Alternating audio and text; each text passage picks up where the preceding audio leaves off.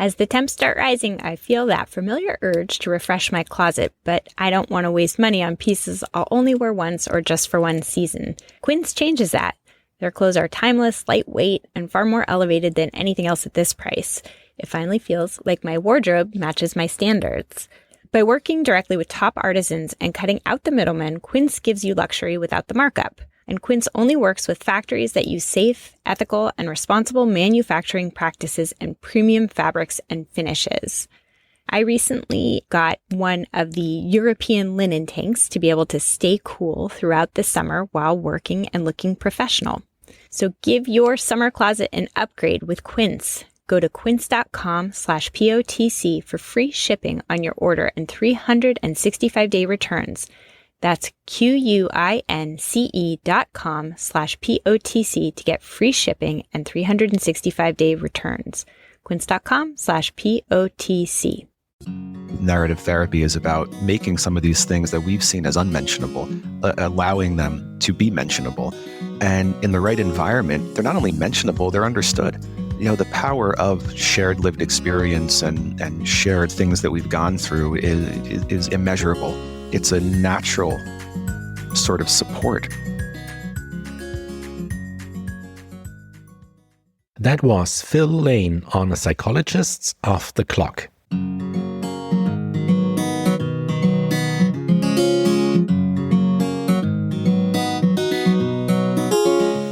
We are 5 experts in psychology here to bring you cutting-edge and science-based ideas to help you flourish in your relationships, work, and health. I'm Dr. Debbie Sorensen, a clinical psychologist practicing in Mile High, Denver, Colorado, author of Act for Burnout and Act Daily Journal.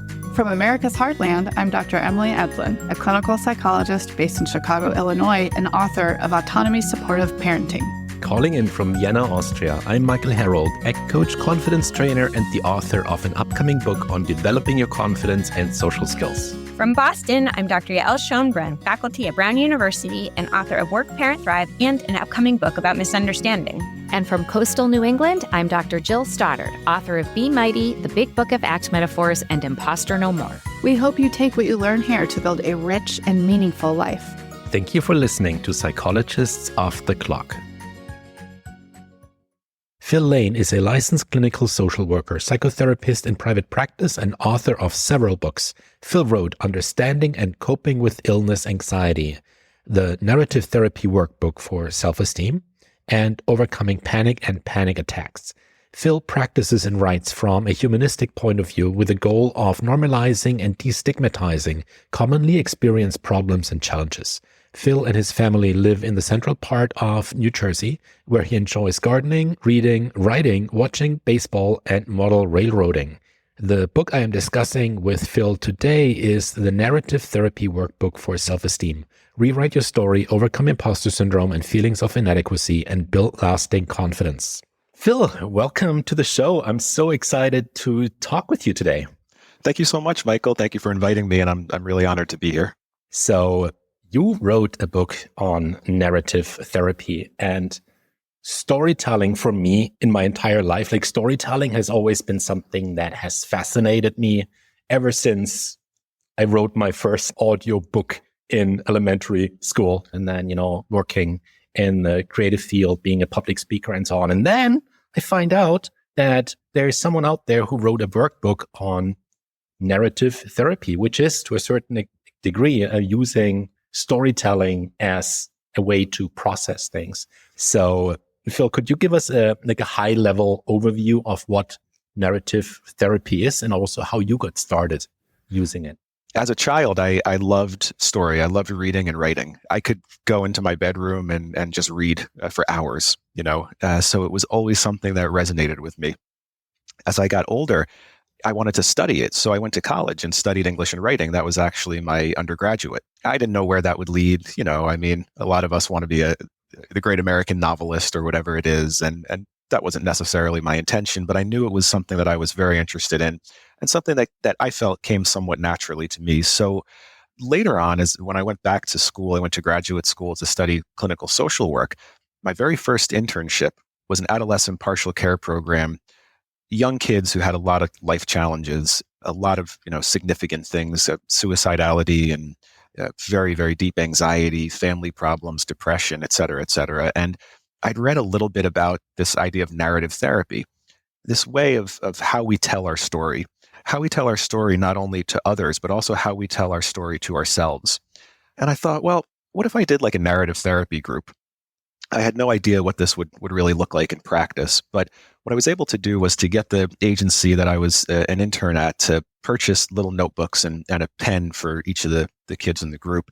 And we did a variety of prompts where, it could be something like write about a time when you faced a challenge in your life and you overcame it. All different prompts, and the kids in the group would write them. And then if they were comfortable, they would share the stories.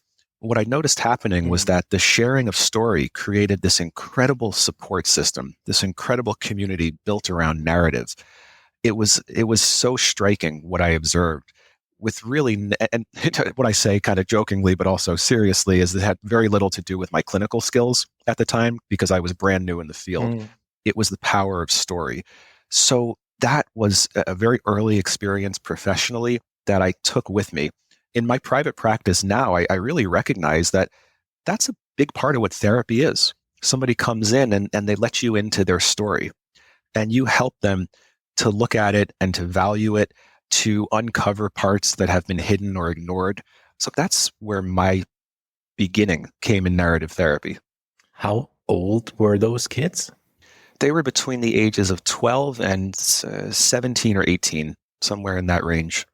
Wow. That to me sounds like the time in one's life when like sharing stuff is actually tricky. Yes. And one doesn't want to share as much anymore because of things that might follow from sharing something vulnerable. Yeah, so the environment is very important, where we tell our story. That group was, we call it in therapy, a closed group. Once you were a member there, we didn't really bring in new members. So we had sort of a static group. You knew who your co-group members were going to be. And I think that cultivated a sense of safety, of predictability. We had very few rules in the narrative therapy group, but one of them was we treat everybody's story with compassion. We do not judge stories. We're very open-minded and objective about other people's stories. And if the environment is safe, the story can grow, the story can bloom, the story can shine. So I think that was a big part of it, was that it had to be safe. And in the workbook, I talk again and again about self-compassion as you go through this process of uncovering your story and telling your story. And that's exactly why. It's so easy for us to have a negative view of our story, to look at our story with very harsh judgment. So I think that's a very, very important piece of the whole process. Yeah, beautiful. And being able to learn to trust a group like this and to know what it's like. It's amazing. I wish I had that as a kid. Hey, it's Michael with a quick announcement. As you might have heard, I'm writing this book about building confidence and finding meaningful connections. Last year, I invited a small group of podcast listeners to be a part of that process. Back then, I thought this would be a one-time experiment. But we had so much fun and I got to meet so many awesome people that I'm doing it again this year. So if you're feeling stuck in your comfort zone, unhappy with your social life, or unsure how to really show up in conversations, I would love to help. We would work together one-on-one for 8 weeks to help you build the kind of confidence that actually lasts. And if you're up for it, I may include a few small moments from our work in my book, or completely anonymously, of course, to help others feel a little less alone in their own process. And as a thank you, I'm offering 50% off my coaching package. If this sounds like a fit, head over to herald.coach/book and get in touch. That's all. Back to the episode. Phil, tell us, what is narrative therapy? What is this magical thing you've just told us about? Well, this magical thing is essentially recognizing that whether we realize it or not, we've been telling a story about ourselves. For instance, I'm somebody who I got married when I was 41 years old. The story I told myself for many years was I'm falling behind. Friends of mine and people of the same age were married and having children. And I was trying to navigate that world. I was dating and with various levels of success. And, the narrative that I was carrying was I'm doing something wrong. these other folks are doing it right and I'm falling behind. So that's just an example from my own life of how that narrative sort of becomes what's called in narrative therapy dominant. And it starts to define us in a kind of way. So narrative therapy begins with identifying that dominant narrative, starting to pull it apart. Look for places where maybe it's incomplete, where maybe it's amplifying certain parts of ourselves and not paying attention to other parts of ourselves.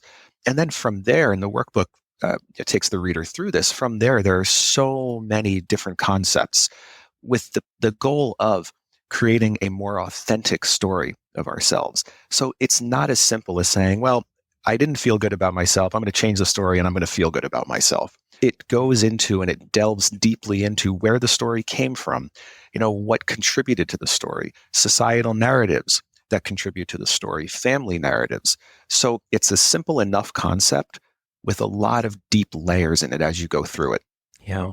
Something that I realized working through the book, and I emailed you when I found the book. I emailed you and I said, hey, can you please send me a PDF because I need to fill this out. Like I need to work through it. And then you didn't hear from me for like 2 weeks because I was working through that book. I was so fascinated by it. And the first exercise you walked the reader through was to look at pieces of art and then say, what here is meaningful to you? What it, like, for example, a story, right? What inspires you in that story? What in that story is meaningful to you?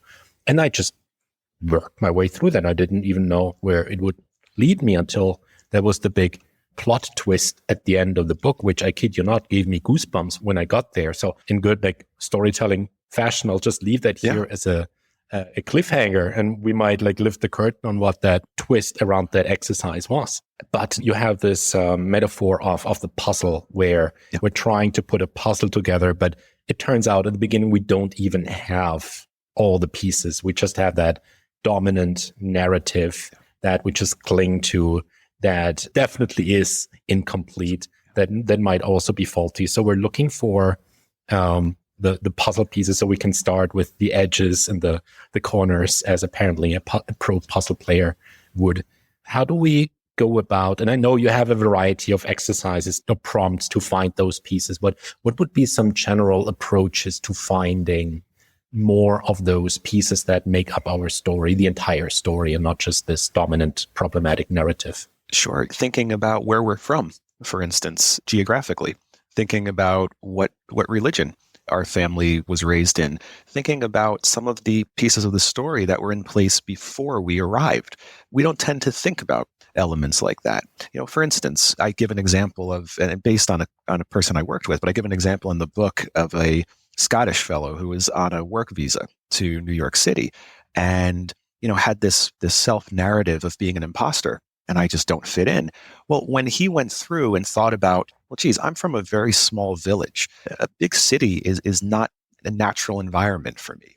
So perhaps this doesn't mean that I'm just an imposter and I don't fit anywhere. Maybe part of this is new for me.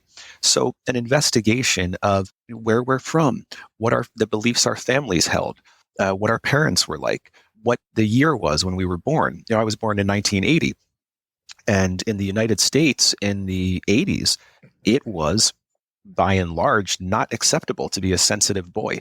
And I was a very sensitive boy. I loved to read. I wrote poetry. I loved to be outside in nature. I didn't necessarily want to play sports. And that wasn't necessarily seen as quote, normal. So an investigation of all of those things that preceded us can sort of open the door to how we've created the particular narrative. It can also help us to find the places where there's an influence that we don't necessarily agree with. I don't agree personally with the idea that men should not be sensitive. I think that that's absolutely not accurate. So starting with some of the preceding elements of our lives. Yeah. Something that opened up as I was working through that for me was seeing how many of the beliefs that I held around me were coming from family and friends.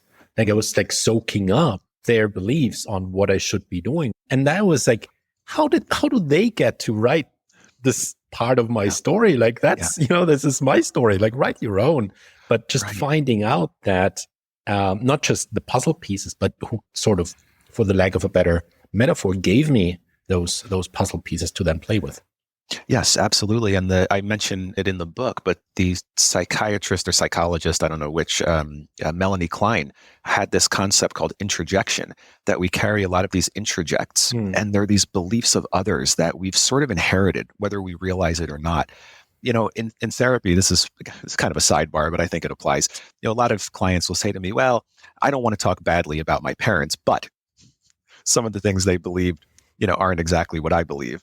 And you'll put aside the fact that we're not talking badly about our parents, but we're highlighting some places where maybe we don't align with the things that they believe. Now, as young children, we sort of aren't sophisticated enough to know better than to say, geez, well, mom or dad believes this about the world, but I don't. And so I'm going to sort of cultivate my own belief.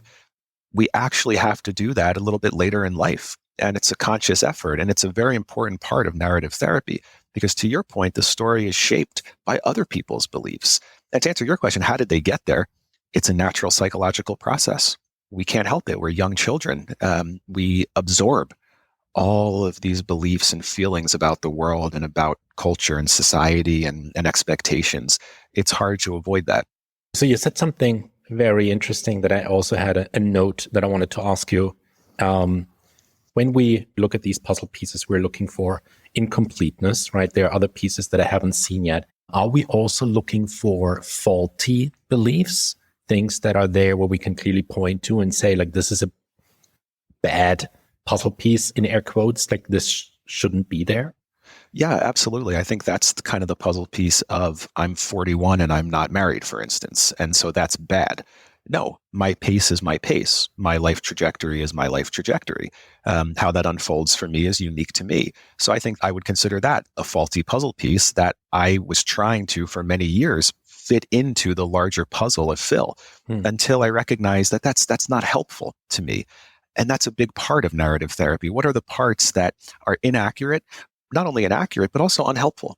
They just make me feel badly about myself.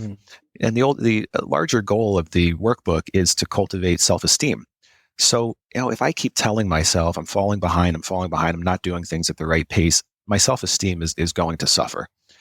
By identifying that faulty puzzle piece and saying that's not really a part of this puzzle. It's like from a different puzzle, it ended up in this box, but doesn't really belong here, and I'm never going to find the place it fits.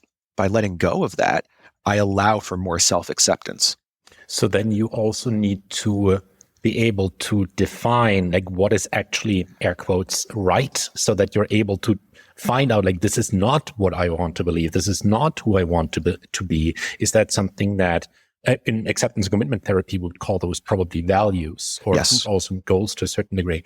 Is that something that you also put together in a narrative therapy that would, to stay with our puzzle metaphor, kind of be the cover on the box? It's like, this is how I want this puzzle to look like. Ergo, certain pieces are faulty and wrong. Yes, if you can't identify your values and really know what's right for you, how would you know which pieces to include? You're sort of just grabbing them at random and trying to make them fit together. So I think that the values are very important. And there's definitely some crossover from other modalities into narrative therapy. And I think there's a lot of crossover from other modalities into narrative therapy. For Existence ACT and the identification of personal values is very important in being able to create the true narrative of ourselves. There's a lot of crossover from mindfulness into narrative therapy because to really understand your story, you have to be attentive. You have to be mindful and present. So there's narrative therapy is a relatively new modality. If you look at it, it was really created in the 1980s into the 1990s, relatively new comparatively. So it does draw in elements of some other very popular theories and therapies. Okay, so now we have a lot more puzzle pieces than before. We've started putting together the edges and the corners. We know what the cover image is, and we've created the cover image of our values and goals, what we want to have there, what we want to see there in certain regards. What do we do now? We start to look at our present life, our daily functioning, who we are in the world. In the example of the guy from Scotland who's on the work visa, it's about the fact that he's actually a very good employee. He was asked by his company to go work in the United States because he's capable. He was seen as somebody who could handle that transition. So now we've looked at what's come before. Now we look at what's happening right now. in our lives. So for me, the narrative of you're falling behind, I kind of pivot and I say, well, geez, yeah, you're 45 years old, but you're also very happily married. You have a wonderful wife, you have a young son. The narrative starts to take place in the present because I've been able to identify what's influenced it from the past and from external sources. Mm-hmm. Okay, so at this point, I think we have to leave our metaphor of the puzzle behind, because there's so many more things in that book that I want us to touch upon. But you talk about the scaffolding and the deconstruction as well. So this is how I understood it, and you let me know if this is correct. It's like, instead of just tearing something down, you need to scaffold around it first, and then to deconstruct it before that new thing can come up. Exactly right. It's not as if every single bit of the story we've been telling ourselves is wrong and it should just be thrown away. There are parts of it that are accurate. There are parts that do represent who we are and what we're about and our values. So scaffolding, if you think of it as a construction term, if you've ever walked down a city street and seen those, all those sorts of ladders and different levels on the side of a building, they're not knocking the entire building down, but there's some resurfacing going on. Maybe some structural beams need to be replaced. That's sort of the metaphor of narrative therapy. So we've done the puzzle. We've identified these missing pieces. We feel that we have better components now for building.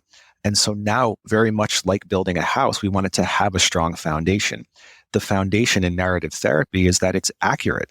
It's an accurate representation of who we are. From there, we're building up. So as I said, building from the narrative of me as a child of the 1980s and where I grew up and my introjects and the things beliefs I inherited from my family, and building up into the present, who I am now, therapist, writer, dad, husband, et cetera, et cetera.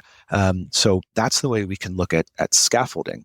And again, deconstruction it does not equate to destruction. We're not destroying the narrative, but we're building it in a more accurate way, a way that really shows who we are accurately without leaving out missing pieces and without including pieces and materials that don't belong to us. Everyone knows that feeling, wanting to experience more stories, but struggling to find the time. That's where Audible changes everything. With over 1 million audiobooks and Audible originals, there's a story waiting to spark anyone's imagination. Take The Paris Apartment by Lucy Foley, the gripping psychological thriller that's keeping listeners on the edge of their seats. Imagine unraveling its mysteries during your morning commute, or losing yourself in its twists and turns while doing household chores. That's the magic of Audible. It transforms daily routines into opportunities for thrilling discoveries. The best part? Members get access to thousands of included titles, with new content added regularly. From bestsellers to hidden gems, every genre imaginable is at their fingertips. And with one easy-to-use app, switching between favorites or discovering new passions has never been simpler. There's more to imagine when you listen. Start a free 30-day Audible trial and get your first audiobook free at audible.com/Wondery. That's audible.com/Wondery.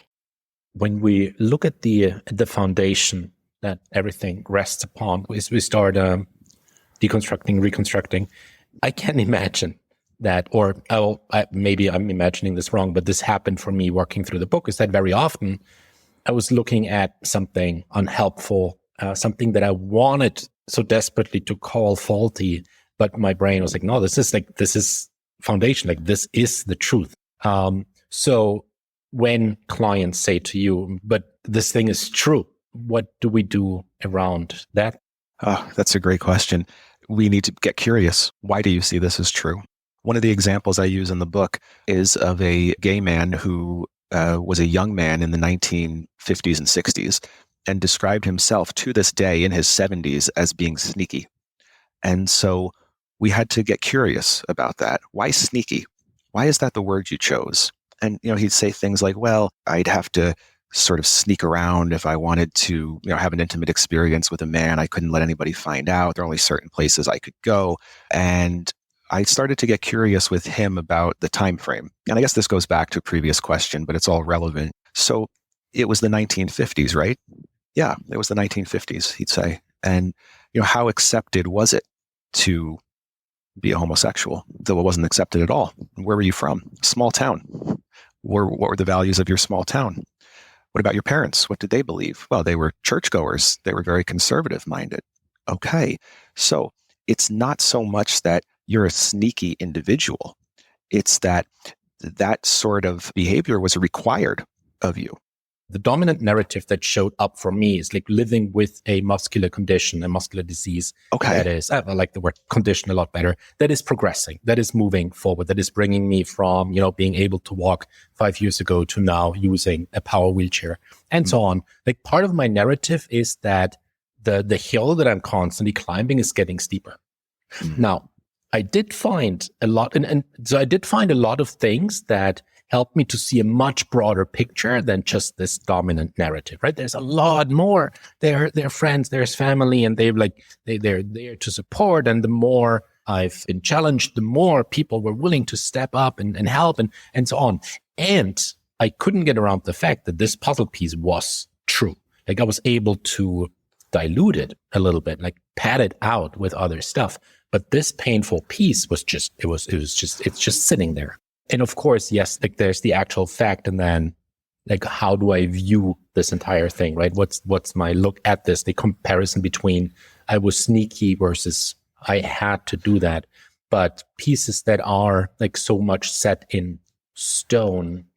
I think it answers the question, right? Because there is some truth to what this individual is saying, right? There was a need to be quote unquote sneaky, but it was a product of society and of the time. So there is an element of truth to it. But where the narrative therapy comes in is to look at it like, it doesn't mean I was bad. It was something in order for me to find the love that I wanted to find in my life. It was a way that I had to be in order to find that for myself. Mm-hmm. So I think it's kind of along the same lines of what you're saying, right? That client would have to, in a way, accept, yeah, I was sneaky, but also that's okay. That's a part of the narrative. It was an adaptive behavior. That's a great way to say it. It was an adaptive behavior. And therefore it is completely accurate and acceptable to come into the narrative. Switching from that gentleman over to my parts of that story where I'm not sneaky, but this painful piece that is true. Yeah. Well, my initial reaction without thinking too deeply about it is this painful part belongs to me. It belongs to my story. I talk in the book at times about how you own your story. It's almost like owning the copyright to something. Nobody else has the ability to edit the story, to change the story without your consent. And so I guess part of it is an acceptance. So for the sneaky gentleman, it's an acceptance of the time he grew up in. If he'd grown up in a different time, he might have not needed to be quite as sneaky. So for somebody with a chronic illness, it's being able to say it is part of the story and I accept it into my narrative. The power of acceptance. Yeah. Yeah. It's a constant. Constant. Yeah. And I might add to that, those introjects, those inherited things tend to go throughout our lives. They don't end once we become adults. So in the case of a person with a chronic illness or chronic condition, people who create a narrative of pity. Oh, that must be so difficult. Oh, I feel so badly for you. Where maybe you don't feel badly for you. Maybe you've found a way to accept the condition. You've found a way to thrive even with that condition. And so again, that narrative ability to question some of those external beliefs, those external narratives. I had a couple of, and I'm fine like with working through that. It's not something that stops me from living a meaningful life. And at the same time, like it is one of those questions that stood out for me as like, yeah, but it's true. It's true. Yeah. I will say that as someone who I think is, my therapist might disagree, but as someone who is good with like dealing with that situation, like I've worked through my stuff with that. I still had a couple of jaw drop moments working through the workbook. So I'll give you one because this was such a beautiful example. And I hope that you can walk our listeners through that example as well. It was, and this spoke to me as the guy from film school, looking at different genres for my story. Yeah. Because apparently with a dominant narrative, that me climbing that mountain that always gets steeper with every step, that was a drama/horror. And well, I'll pass the exercise over to you to introduce the multi-genre look. Sure. Yeah, I'm so glad you brought that up. Dominant stories are often single genred, and they're often a tragedy, stories of difficulty. And that's not to diminish those stories. Those parts of our story are very important. But true narrative approach is multi-genred. And I always think back to Shakespeare, being a lover of literature. You could read Macbeth is a great example, right? I mean, it's so tragic. There's so much blood and murder, but there's also humor. It's very funny, and there's absurdity. So I think that's what we do in narrative therapy, and that's why it's so appealing to me, being a reading and writing guy, is drawing in all of this. Favorite movies or favorite books or poems or song lyrics often contain multiple genres. Society, human nature loves to classify things. This is horror. This is comedy. It just helps us think we're simplifying complexity. But really what we should be able to do is to be more open to, there's like 5 or 10 different elements in here. So what multi-genre does is it allows you to continue that work of broadening the narrative. It challenges that single genre dominant narrative that is typically pretty negative. I'm a loser. I'm falling behind. I never get anything right. Single genre. It's kind of like wah wah. And it's like opening it up a little bit. Look, I make mistakes. I'm human, but I've also been triumphant at times. I've also been successful at times. So that, to me, because of the direct relationship to literature and story, is so important. Just as a little sidebar, I love Russian literature. And I've had so many people in my life say, why would you want to read that? It's so depressing. That was the first question that came to my mind. Yeah. I love it though, because it's also, there's a lot of sarcasm in it.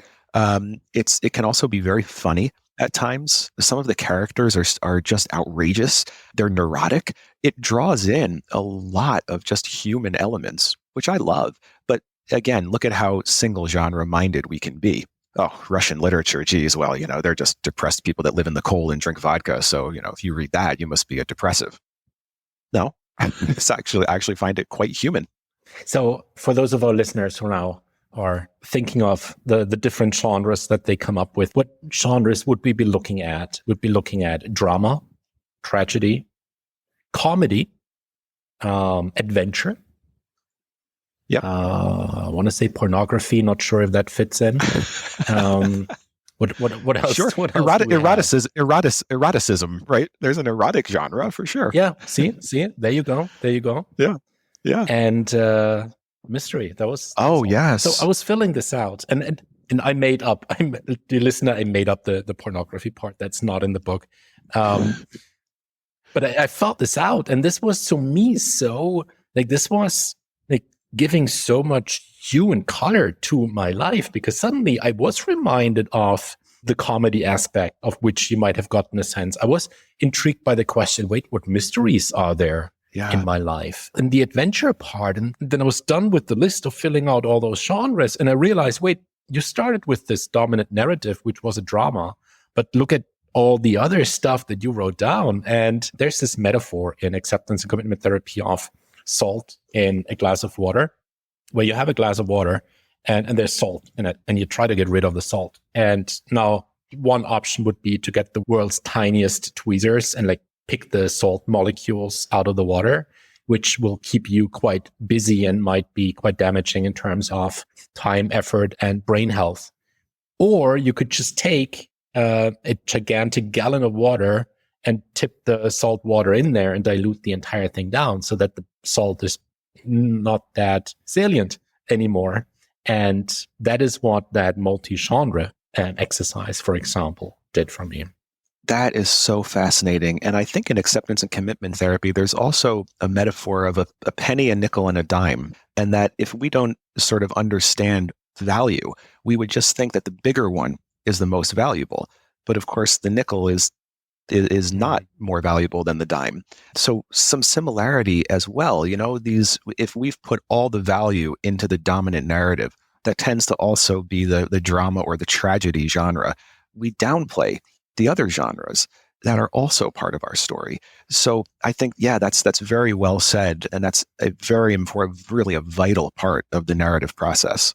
It's so easy to shine that spotlight on that one thing. And yes, like that one thing can be so painful and so big and so everything. And does it really deserve all of the spotlight all of the time? And what else is going on that, right. frightful stage? Right. And of course, can't stress enough, it's not that we just neglect that tragic element of the story. It's still there, but it's taken on too large of a, sort of an outsized portion of the narrative. And so that's kind of the restructuring of it. It's absolutely part of it. It needs to be there, it deserves to be there, but there are also other parts. So the Russian novel that people don't realize also contains comedy. The description versus explanation. Yes. This was something that was fascinating as well, reading through. And it's yet one more tool to go in there and look around and like see the fault that lies with the spotlight and all of the other stuff. And before I let you explain what that is, here is what came up for me immediately when I read your explanation, pun intended, of that. And that was my dear, dear, dear great grandma who grew up when she was born when Germany still had an emperor and the Titanic hadn't sunk yet. Like amazing, amazing woman who would probably turn around in her grave if she knew that she was mentioned in a podcast. But my great grandma, she had this saying, she was had a huge role in raising me as a kid. And she would, growing up or living in a small town in Bavaria, she would very often say, with a great grandchild like me, she would very often say, "Michael, the people are looking." Like that was the danger thing. I'll leave it to you to tell me, like, was that a description or an explanation? But I would like play in the garden and I'd make some funny faces or some funny gestures, and she would open the door in a look and gestures and a tone of voice that would get her cast immediately on any Stephen King movie at any time. She would say, "Michael, the people are looking." And that to me meant I'm doing something wrong. Yeah. Now imagine how much that part helped me in becoming a public speaker. Yes. But I think that the people are looking would be explanation, not description, right? Yeah. Because it doesn't delve into anything deeper than it's kind of a statement, and it's a rule in a kind of way. So often when we simply explain something, we're not really exploring it. We're not really investigating it. And in terms of our story, there are so many parts of it that we don't really investigate. I even said to you, Michael, in our chat before we started recording, I said, I'm an older dad. I was telling you about my herniated discs in my back. You were asking me, you were kind enough to remember. But that's an explanation. Oh, I'm an old dad. The reality is I'm just a dad. I have a son, and that's a wonderful part of my life. Explanation often comes with a judgment. So your great-great-grandmother, the judgment of, you shouldn't be doing that. That's bad. Description, and something we need to do in the narrative approach, goes much deeper. I happened to become a dad when I became a dad. There are a lot of factors at play as far as that goes. The explanation is I'm an old dad, and that sounds bad. The description goes much deeper than that. I don't know what the description would have been in the example of your great-great-grandmother. Maybe it would have been, her, maybe all due respect, not speaking ill of the deceased here, but for her to understand that children are silly. And it was actually a normal part of your childhood. That would have been her part to understand, yeah. But the eye-opening part, and this is why it so stood out for me, was that she was saying that because in a small village, remember my great-grandma went through 2 world wars. Like the village depended on each other. You're helping your neighbors. Everyone was helping each other. So this little kid drawing attention by making like funny gestures that the neighbor could see and then think, what kind of weirdos are living over there? We're not going to help them the next time they're running out of butter or their house goes up in flame, right? We need to have a really good standing with the neighbors and everyone else. We can't be the weirdos. And little Michael, as cute as he is in his like Smurf patterned diaper, he's making us stand out because this little weirdo is making like weird gestures. And that for me was like, duh, of course she said that to me. Wow. She wanted to protect me. She wanted to protect the entire family. So 3 times a day, she had to like open the door and yell at me that the people are looking because, that could be like make it or break it in the next emergency. Right. Well, let me ask you this. In your life now, are you okay being silly? Will you joke around? Will you, Yeah. Okay. So what a beautiful example of narrative approach, right? We broke it down. We understand where great grandmothers' rule and narrative came from, generational and societal and geographical and all those things. But Michael, in his life as an adult, a very different narrative and a very different feeling, very different belief about the use of humor. And that's a wonderful example of one of the many things that we do in narrative therapy. So I still have 2 more questions. One question for you and one unveiling of that cliffhanger I said at the beginning. Do you remember I said that you asked us at the very beginning, the first exercise was take a piece of art and tell us, I'm blanking on the precise prompts. Do you remember what the prompts were? Yeah. It was what resonates with me, what inspires me, how this story makes me feel. Now, here comes the goosebump moment for me working through your workbook. And everyone who doesn't like spoilers, you need to skip the next 30 seconds. At the end of the workbook, you make us write out our story. And then you bring up, and I'm getting goosebumps as I'm saying this, you bring up this exercise again and you say, look at this story. What's meaningful about it? And I look at my story, it's like, this is meaningful. This is so inspirational. And look at that. That's me. That's bloody amazing. Wow. So thank you for that. Wow. Mind blown moment sitting there in the park, filling out your workbook. Thank you. Thank you so much for that, Phil. That is incredible. I mean, that I couldn't possibly get a better compliment than that you had that experience and that you felt that. And truly that to me is the meaning of this whole process. Is your story is amazing. It is incredible. If you heard it as an outsider, you'd say, wow, what a story. If you ever watched a movie and at the end of it, you thought, what a ride. That was incredible. You couldn't stop thinking about it.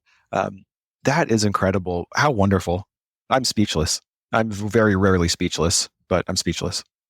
Well, that's not a good thing to do in a podcast. You might have to wait a few more minutes with that. Let me bring in one last question, and this is a little bit out of center because for me, as the social skills coach that I also am, the question presents itself where on the spectrum between you're meeting someone, whether this is a stranger or a close acquaintance or a work colleague, and now we always have this choice between the most boring small talk. What do you think about the weather? What do you blah, blah, blah, blah, blah. And they're like really meaningful stuff. Yeah. And I always like to lean people away from small talk, at least just a little bit, and not surface stuff. And the thing with this narrative, with this new constructed narrative that we now have, on one side, like this is an amazing thing to share. And at the same time, it's a super vulnerable thing to share. So what advice would you give to someone? Like how do we approach sharing that story, or should we even share that story with acquaintances, friends, close family? What's your rule of thumb there? That's a great question. I think it goes back to what we spoke about at the beginning of our conversation, the narrative therapy group with the adolescents and the environment being very important. Just as you own your story, you own the rights to your story, you also own the right to decide if the environment is right for your story to be very vulnerably shared. And the reality is, because we do live in a society of platitudes and meaningless small talk, it may not be every environment. But in the right environment, it will be a great place for your story to come out. And that's different for everybody. And I think that's for us to decide. We need to start looking at our stories as sacred. These are sacred documents. And so, for strangers, I'm fine just saying, hey, what do you think about the weather? It's been really, unseasonably hot lately. That's fine. But with a deeper acquaintance or somebody I'm cultivating a deeper relationship with, or certainly a loved one, the environment feels right. It feels like my story can be here, belongs here, it will be accepted. So I think that's if you call that a rule of thumb, that's kind of the rule of thumb. Because your story is sacred, you don't just throw it around willy-nilly. Yeah, this is powerful stuff. Like, this is the sticky stuff. Like when you sit with your friends, when there's an opportunity or an occasion to share something, like this is the really sticky stuff. This is what binds us as humans together. This is if there's the right time and place, of course, to share this. This is really powerful material. Yeah, and it's the power of story. I have a quote at the beginning of each chapter in the book, and one of them is from Mr. Rogers, who's, of course, this famous figure here. But he said, anything that's human is mentionable, and anything that's mentionable is manageable. And that's very profound. Narrative therapy is about making some of these things that we've seen as unmentionable, allowing them to be mentionable. And in the right environment, they're not only mentionable, they're understood. The power of shared lived experience and shared things that we've gone through is immeasurable. It's a natural sort of support.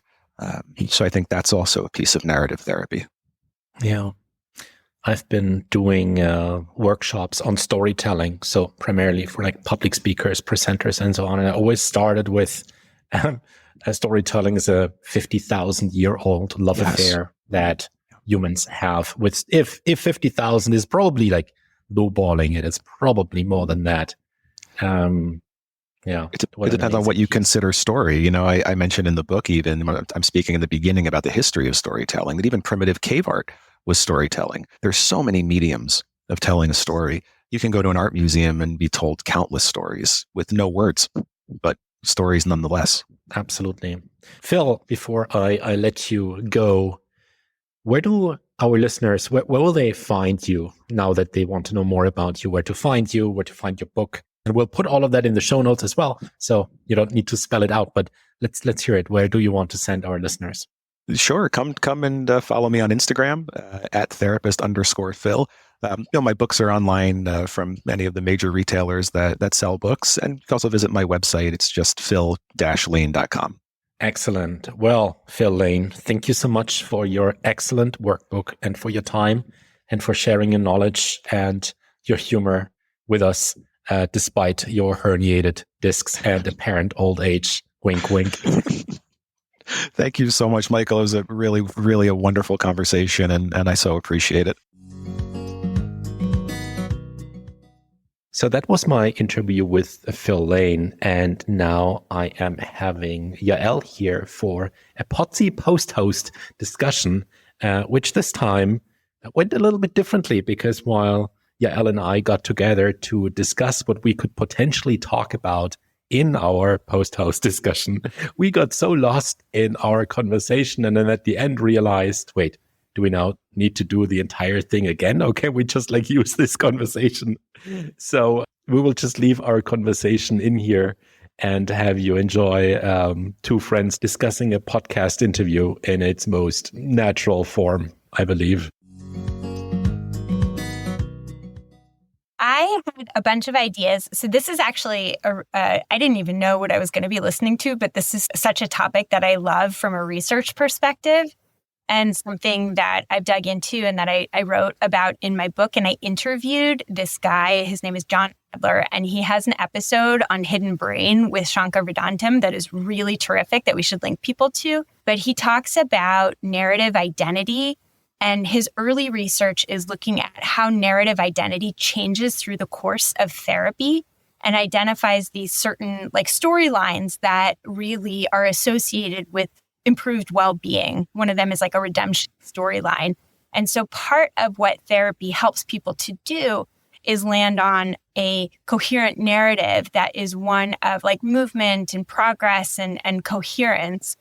And in my interview with him for my book, he said this thing that just really, really stuck with me that I think about all the time, which is that when we tell our life story, we're a character in the story, but we're also the narrator. And this realization, I think, is just really profound, right? Is it gives us power to recognize, we're not just passive characters in a story. We have some agency in how we construct that story. And there are certain contextual constraints, of course, but we can be thoughtful about how within those constraints we write the story. And then related to that was just this piece that you guys got into a little bit that is really core to acceptance and commitment theory, but also to CBT, which is just because something is true doesn't make it useful in our story. And so rather than really focusing on, is this true or is it not? The better question is, how useful is it to focus on this? Or how useful is it to sort of engineer the plot in this way versus would it be useful to adjust my focus or to change the way that I tell the story? Yeah, beautiful. The first part reminds me of what Lori Gottlieb wrote in Maybe You Should Talk to Someone, where she and actually says her that, workbook gets into it too.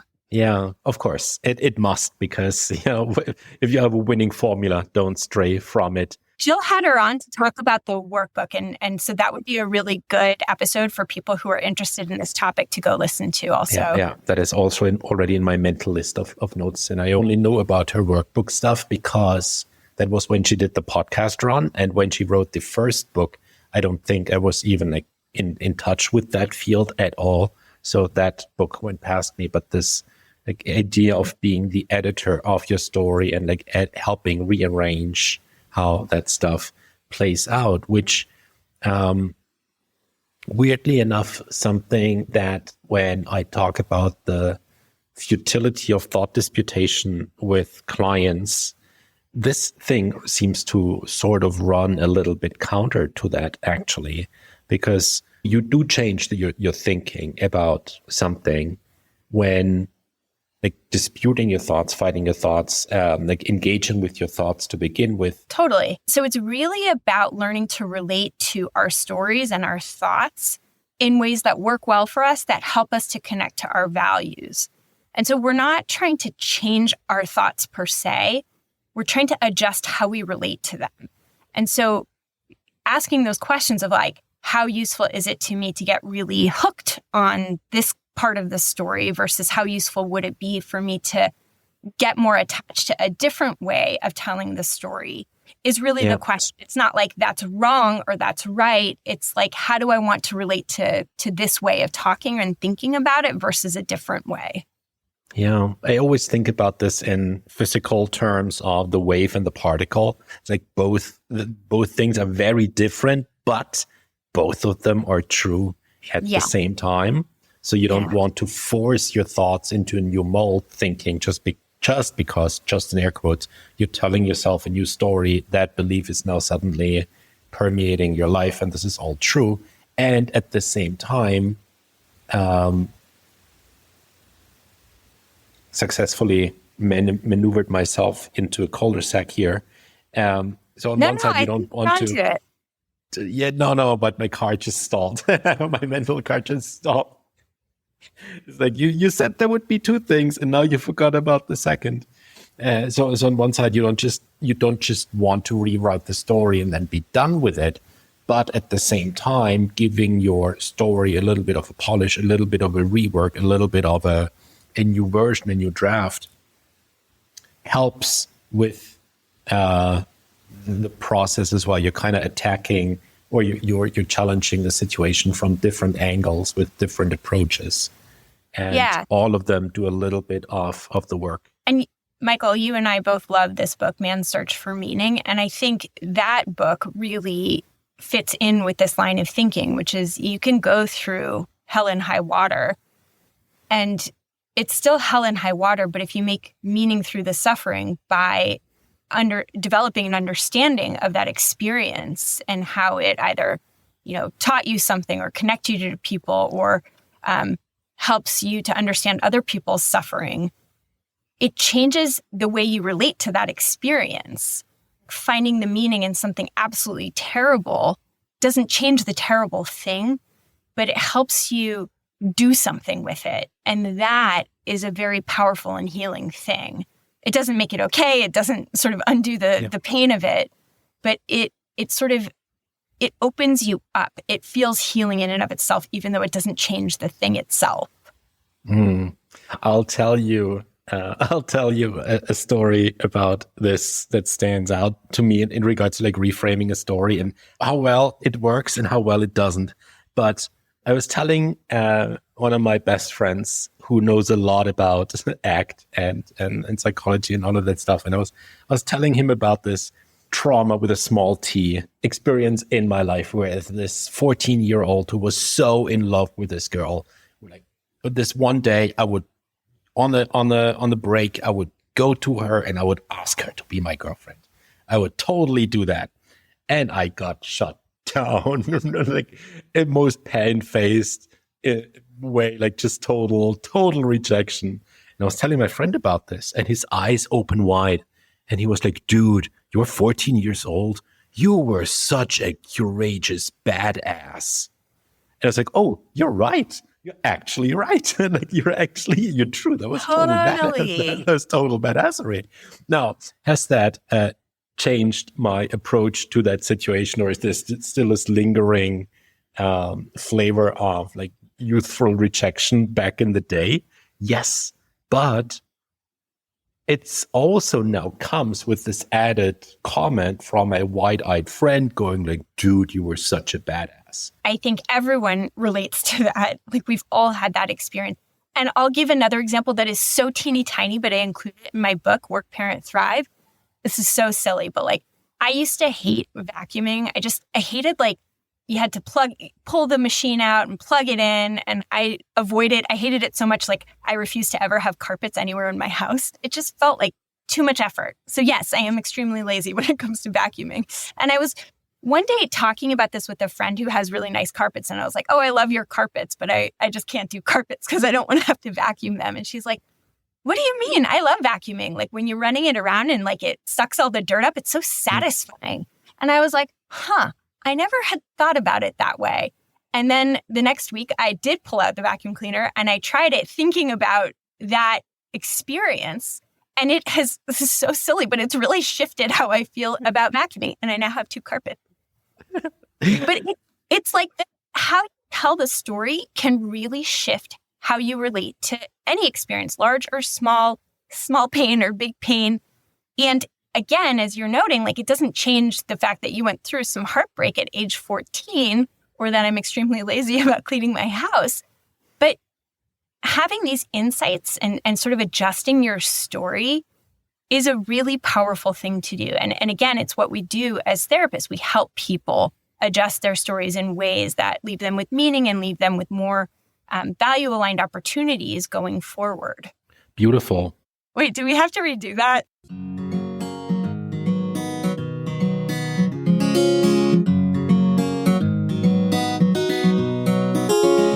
Thank you for listening to Psychologists Off the Clock. You can now listen to our podcast ad-free by becoming a supporter on Patreon. You can link to Patreon on our website or go to patreon.com/offtheclocksite. If you enjoy our podcast, you can help us out by leaving a review and sharing this episode with a friend or an enemy who would enjoy it. You can get more psychology tips by subscribing to our fabulous newsletter on Substack. Or if you're still addicted to social media, find us on Instagram and LinkedIn. We'd like to thank our rockstar production manager, Jadine Stout-Williams. Now for the boring part. This podcast is for informational and entertainment purposes only and is not meant to be a substitute for mental health treatment. If you're looking for mental health treatment, please visit the resources page of our website, offtheclockpsych.com.